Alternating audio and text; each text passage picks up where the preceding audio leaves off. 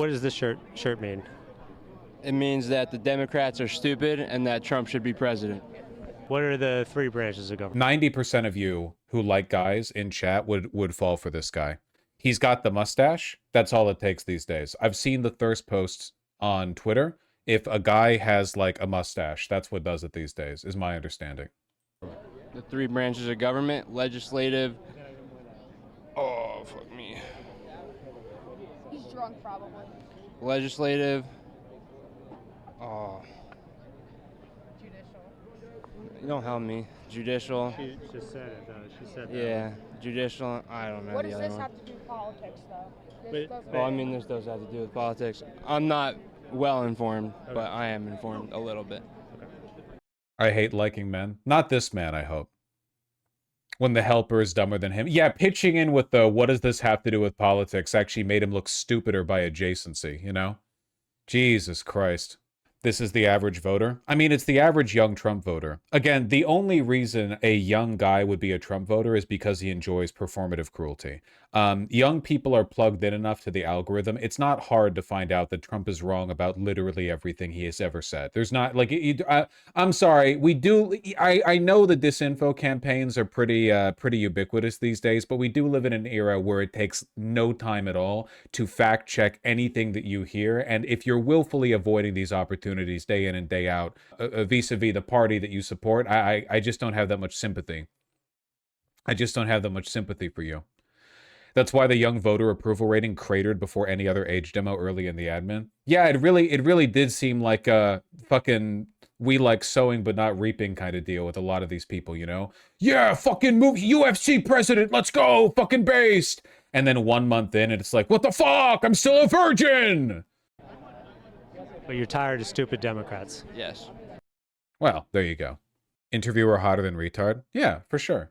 I'm just wondering at this point how Gen Alpha and Gen Z political landscape will be in 30 years. Well, much like the Nazis, this movement is unsustainable. It will burn out. So, like they did with the Nazis, where a lot of German adults who grew up in the Third Reich would later say that a lot of the ideas of the Third Reich were good, but they were poorly implemented. I have a feeling that for the rest of our lives, we're going to have to deal with a bunch of like wistful people around our age range, especially men, who will talk about how they were, you know, romanced by the MAGA movement and swept off their feet by a deluge of convincing propaganda. And in reality, it was just them being fucking stupid and watching like Joe Rogan shorts or something. You know what I mean? Like they're going to really play up this like intoxicating you know, moment in history where it seemed like everyone was getting pulled along and we couldn't have possibly known.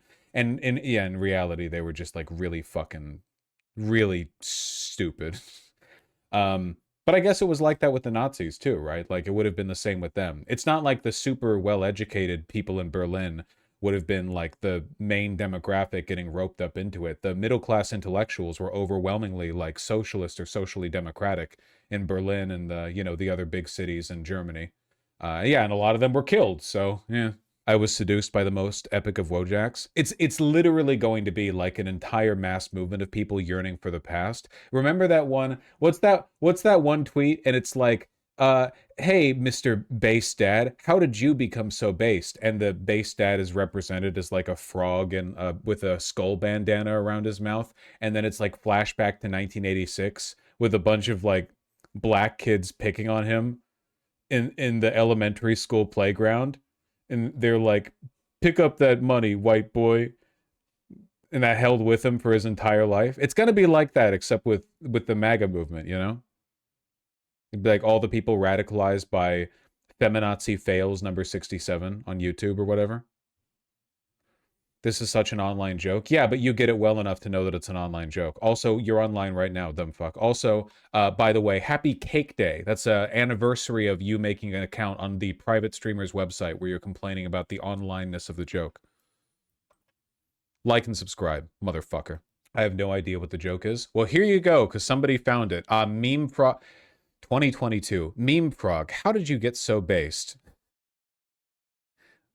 I can't do the voices. I would love to do the voices that Meme Frog had in his head when he wrote this out, but I can't. You know? Ayo, gives me your lunch money, white boy.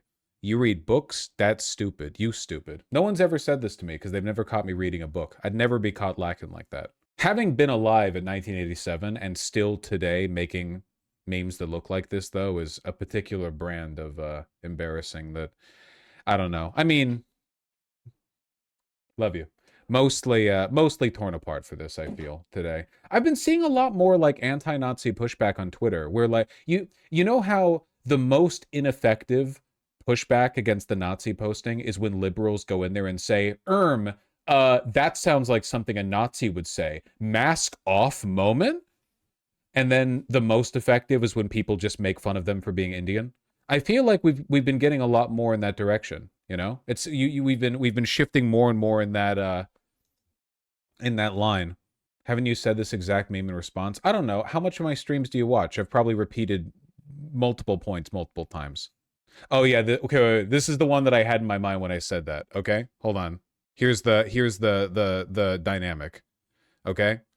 To anyone defending the group chat by saying, quote, they were just joking with friends, you should probably be asking yourself why saying I love Hitler and calling rape epic is remotely funny to you. Ineffective liberal criticism, okay? Both of these things can be funny. It depends on the context. This is what you get when you call these young men Nazis, apostrophe, English speaker, ESL, question mark, for a decade. At some point, they will make a joke of it amongst themselves to process and deal with what y'all started. Process and deal with. Calling me a Nazi made me a Nazi. And then we have Mr. Obvious, a Nazi account. You're evil. Evil. What are you? Evil. I am evil. We are evil. Which is like, again, it's like the Nazi obsession with never having agency and always being the persecuted. Always being like, they never make the choice to be a bad person. They're always just the accumulation of it. You would think it would run in direct conflict with the whole like Aryan super soldier master race thing. Like, aren't these supposed to be Ubermensch who, you know, seize their own destiny? But they're always just like snowballs rolling down a hill. Anyway, here's the punchline. I'm half Filipino and half Mexican. I have sorry, I should read this the proper accent. I'm half Filipino and half Mexican. No, is that what's an accent can I do? Half Mexican? I'm half Filipino. I have Spanish blood on both sides, including my name. I can hear the calls for expansion, conquest, the stars, and war in my blood. I'm built different. And then we have a smiling anime girl. Girl question mark? It's anime, who knows? Then we have this lovely image right here. I feel like I've been seeing a lot more pushback, you know? It's kind of like how when the Nazi Young Republican group chat leak happened, and it was like, wow, these people are so fucking embarrassing to look at. Like, it's not just the random Nazi posters on Twitter or whatever. It's like at the very highest levels, like even the ones that make it into Young Republican state governance or whatever, they're still really fucking embarrassing. I've been seeing more pushback. Biologically engineered to survive golf court crashes. That shit is going to last longer than the memory of that group chat leak. That was such a good one. Most of the ratioing tweets on Nazi posts are Indian Wojaks, because it's literally fucking true. Listen, okay, I understand it might be a little bit hackneyed to respond to Nazis on Twitter by accusing them of not being white, but they need to debunk the accusations. Like, it's always true, man. Isn't Twitter going to be marking the countries that people are from soon? Isn't that they said like they're going to mark it? Elon said so. I really hope they go through with that, man. I really hope they go through with that. Basically every far right like spam account, like blue check account, their farming engagement is Indian. Essentially all of them. I've said why before. The big reason being, for one, there is a lot of like weird like white supremacy by adjacency because they both hate Muslims kind of shit going on in India. It's not just India, it's the Philippines and all of Latin America as well, because they're all like, well, I'm 1/8 Spanish or whatever, like this fucking guy.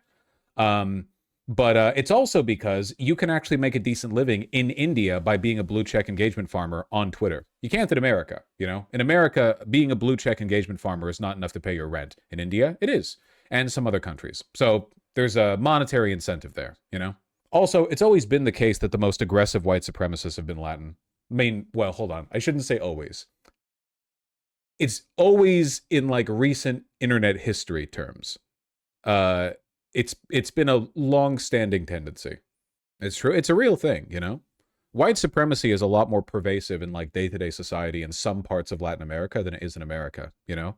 the racial dynamic in Latin America is very different because you had, you know, the Spaniards and the Portuguese raping the indigenous population, and you get this big like blend of people ethnically and linguistically and so on. Whereas in America, you have like a bunch of different what we now consider white ethnic groups, and of course we brought black slaves. But for the most part, the white and black communities didn't intermix that much until recently. So you have like well, there was intermixing in the sense of like white people raping slaves, but not in the sense of like a social intermixing where you have like a broader distribution of mixed race people. And that's changing now, but it takes a long time for that stuff to lead to a change in like the cultural fabric. You know what I mean? The point that I'm getting at is that white supremacists are embarrassing, and I'm glad that people are making fun of them, socially ostracize them. I mean, it should, like, the only reason any of these people are like this is because they think it's cool. This guy made this meme because he thought it would make him cool with a certain crowd, right? Like, nobody does this shit of their own volition. It's not an internal dialogue, it's external, you know? It's something they do to fit in with a group, which is pathetic, but they do it, you know? The more, like, uncool it is, I don't know. It all works out in the end. The long arc of history, etc., bends towards justice, etc. Wait, they post that meme because they thought it helped them? I know it's crazy to imagine, but like whenever you see a person on Twitter talk about like how they're a based, younger sister loving Aryan lolicon or whatever, you have to imagine in your head what social group they must belong to for them to think that saying stuff like that increases their clout internally, you know? Like because that is what's motivating the behavior. It's not done, it's not like done for no reason, you know? Ew, I don't want to imagine that. Unfortunately, this is the dark heart of society that we need to contend with, okay? If you want to confront this movement at its core, you need to go beyond the superficial Nazis are evil. Yes, they are. Everyone knows that, including them, by the way. They're all aware of it. It's not like any of these people are... None of these epic red-pilled base Nazi posters who talk about how it's Deus Vult, it's time for us to take back 100 million Americans, etc. None of these people think they're good guys. They're performatively vice-signaling to appeal to a social in-group, and you have to confront the tendencies within that social in-group, at least understand how they operate. And unfortunately, I think the problem that we're going to keep running into over and over and over again is that within society, we are like a fucking spirit bomb building a critical mass of unfuckable incels. We are creating like an internal social demographic of violently mentally ill, extremely socially maladjusted people who will believe or do or say anything as long as it helps them stay like conformed. I thought you said people don't like to think of themselves as evil. I think that they think that what they're doing and saying is evil, but that they are not evil because the things that they're doing and saying are extreme reactions to an extreme world, or not things they actually believe. It's like a superposition with the sincerity of the stuff they say. Like, are they actually white supremacist, or do they just pretend to be because they think it'll win them points within the in-group? A lot of these people really don't believe in anything, you have to understand. So there's a lot of like deliberate inconsistency that they invoke, excuse me, that allows them to deal with themselves, you know? They think they're justifiably evil sometimes. Well, they like to believe that, like, they are a directive of history righteously correcting a fucked up world, and that their means and methods might be cruel, but they're also like a historical inevitability, you know? It's kind of like how Stalin felt about himself, where Stalin acknowledged that he was evil, but like everyone does this, right? Like, who is Aaron from AOT evil? Sure, but then your speech at the end is like, well, thank you for bearing this burden for us. Everyone who does bad things and acknowledges that they're bad things likes in their head to have this this narrative about how, well, you know, it might have been bad, but I was the only one capable of doing it. You know, it's embarrassing. It's a juvenile anime protag, edgy shonen way of looking at the world. You know, well, yeah, it's like 40K logic. You know, of course the Imperium is cruel and evil, but if it wasn't for them, you know, it's something that only works if you think of the world as a set of like stories and narratives and don't engage with it as like actual reality. Which, in fairness, that's what they do. They don't engage with reality at all. So. I probably wouldn't call that evil. I would probably use a different word. Yeah, well, pardon me for distilling the otherwise crystal clear definition of the word evil. They all think they're Captain Price from Modern Warfare 2 detonating the nuke over the eastern seaboard. Well, I never played that game, but I'll take your word for it. Anyway, at some point, we're going to have to deal with these people. And I don't mean that in an edgy way. I just mean like socially. What the fuck do we do with the fact that like so many people are so socially maladjusted? You know, like what do you like? What it's like Japan has had this issue for a while, but I feel like they've been able to avoid the worst outcomes of it because Japanese culture has not fermented within these like socially disillusioned and alienated youth the ability or social incentive to be the worst versions of themselves. And I don't, maybe that's going to change in the future because it seems like Korea is going down that road like pretty rapidly with the young men. So I don't know if this is just like the end state. Like we like all societies will round out so that like 10% of the male population is going to turn into a black hole of like the worst ideologies imaginable, which they don't even believe in, but they performatively believe in it for the sake of belonging to the only in group that they have. I have no idea. It's really weird. That was always the case. Not really, though I did read a very compelling Twitter thread once that talked about how in societies that used to have like very widespread polygamy, we kind of had something like that in the sense that the wealthier landowning men would hoard all the women for themselves and there wouldn't be enough for all the other guys, so all the other guys would basically just like go out and die in wars or whatever, or join like suicide cults or try to kidnap and rape women from other communities. So it seems like, I mean, there are multiple ways of getting back, rounding back to the same negative outcome, which is you have like socially dysfunctional men who are sexually insecure and will do or not do or whatever they think they need to.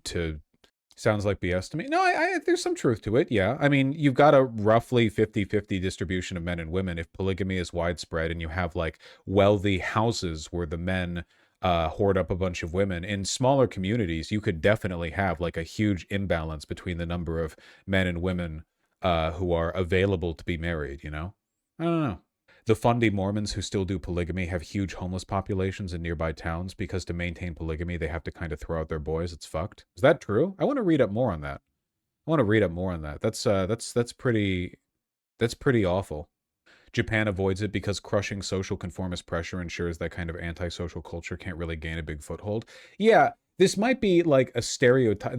This might be informed by stereotypical thinking on my part. But when I think of like a NEET in Japan, I think of somebody who for whom social conditioning is so strong that no matter what's going on in his internal world, if he goes out to the local convenience store to buy some food or whatever, like he still feels a social obligation to be decent to the person working there. Does that make any sense? Like there's a strong, because in America we're very individualist and you know people get antisocial very quickly because everyone's like fuck everyone else, I'm doing my own thing.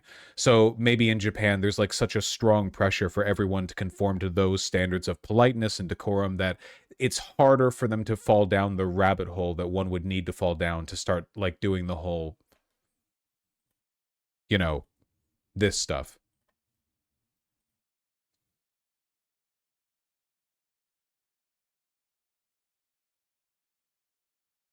But that might also just be a general tendency. It's probably changing too, you know? Still changing. Probably. It's funny because Sagar and Crystal debate this a lot. Sagar is Vosh's view on it. I can't speak. I haven't seen them talk about it, so I can't really speak on how my views might relate to theirs in any way. I don't know. I don't like thinking anything positive about Japan. What? Don't stop fitting everything into your mental box. We're talking about different stuff, okay? It's not that Japan isn't conservative, socially or otherwise. We're just talking about like the social expectations, you know, the degree to which you can remove yourself from society and still function, or like how belligerent it makes you. I don't know. I don't know. It's just weird. But we have to deal with these people, don't we? I mean, how are we as a nation supposed to move forward if forevermore every like the young male demographic, like there's a significant portion of them who are that malaligned? I have no idea, you know? Walkable communities. I do think that would make a difference. I think it would be much, much, much more difficult to turn into that kind of person if you have to engage with and interact with people like pretty often day to day. I would be willing, man, I really wish there was some magical way to do polling where we could find out how many people are like this. I don't just mean far right. I mean people who are like far right and socially fucked into oblivion. You know, people who are just these voids of charisma, personality, whatever else. Yeah, if you want to call them a neat or a kikamori, whatever, just anything like that, you know. And I wonder what like whether or not they're more or less prominent on average in different communities, you know. Like I wonder if you would find like there are way less of them in Brooklyn and Manhattan than there are in Staten Island. I wonder if you could find there are way more of them in LA than there are in Seattle. Like I wonder if you could find a correlation where in areas where you're more likely to be able to walk outside and talk to people, it's less common. It would be nice to see some kind of demographic correlation so you could, you know, you could work to avoid it in the future. Bet they're way more common in suburbs and rural than cities. That would be my guess, probably. Yeah. And it's probably more common to people who have a bit of a safety net as well. Like the very poorest people are probably too concerned with trying to survive.